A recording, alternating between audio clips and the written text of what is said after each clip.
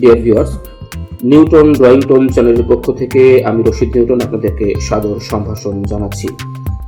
চিত্রশিল্প এমন একটি শিল্প যেটির মাধ্যমে আমাদের মনের ভাব যেমন প্রকাশিত হয়, তেমনি আমাদের ভাবনাও কিন্তু বিকশিত হয়। অর্থাৎ আমরা যা আমাদের অন্তর্লোকে যে ছবিটি ভাসছে সেটি কিন্তু আমি ক্যানভাসে অর্থাৎ কাগজে ফুটিয়ে তোলবার কিন্তু চেষ্টা করি।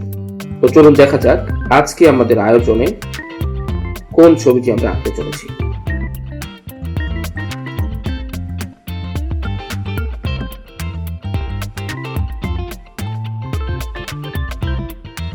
ছবি আঁকার কিন্তু কিছু নিয়ম কানুন রয়েছে।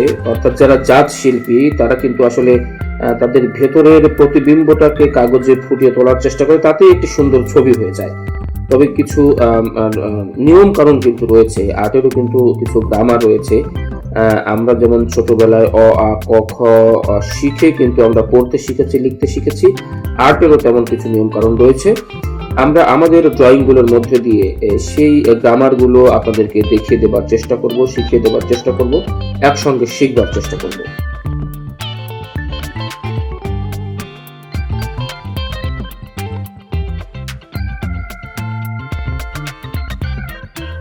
ডিয়ার ভিউয়ার্স, ড্রয়িং এমন একটি শিল্প, অর্থাৎ চিত্রাঙ্কন এমন একটি শিল্প যার মাধ্যমে আমাদের প্রতিভা যেমন বিকশিত হয়, প্রকাশিত হয়, তেমনি আমাদের ভেতরের যে একটি আকুতি, অর্থাৎ মুখের ভাষা ব্যবহার না করেও পেন্সিল, পেন বা রং তুলিতে যে মনের ভাব ব্যক্ত করা যায়, এটি কিন্তু ড্রয়িং এর একটি অন্যতম বৈশিষ্ট্য।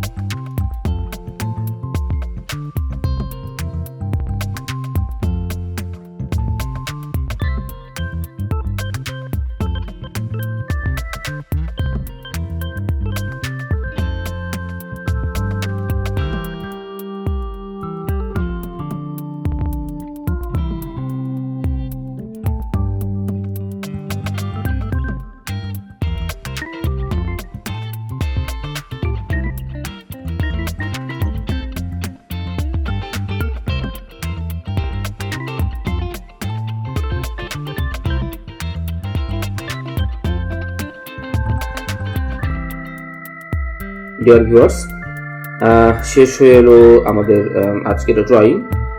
আপনারা দেখতে পেয়েছেন যে ছবিটি আমি এতক্ষণ ধরে আঁকার চেষ্টা করছিলাম সেটি কিছুটা কিন্তু শেপে নিয়ে আসতে পেরেছি। অর্থাৎ নিশ্চয়ই আপনারা বুঝতে পারছেন যে স্টেপ বাই স্টেপ একটি নিয়মতান্ত্রিক ধারাবাহিকতার মধ্য দিয়ে কিন্তু আমরা এই ছবিটি, এই ড্রয়িংটি বা এই চিত্রটি কিন্তু শেষ করবার চেষ্টা করলাম। আর্টের মধ্যে কিছু গ্রামার রয়েছে, কিছু নিয়ম কানুন রয়েছে যেগুলো জানলে আসলে ড্রয়িংটা ভীষণ সহজতর হয়ে ওঠে এবং অত্যন্ত জীবন ঘনিষ্ঠ বা জীবন্ত মনে হয় সেই ড্রয়িংটি। তো আপনাদের কেমন লাগলো জানি না, যদি ভালো লেগে থাকে লাইক কমেন্ট করে আমাকে উৎসাহিত করবেন। সবাইকে অনেক ধন্যবাদ।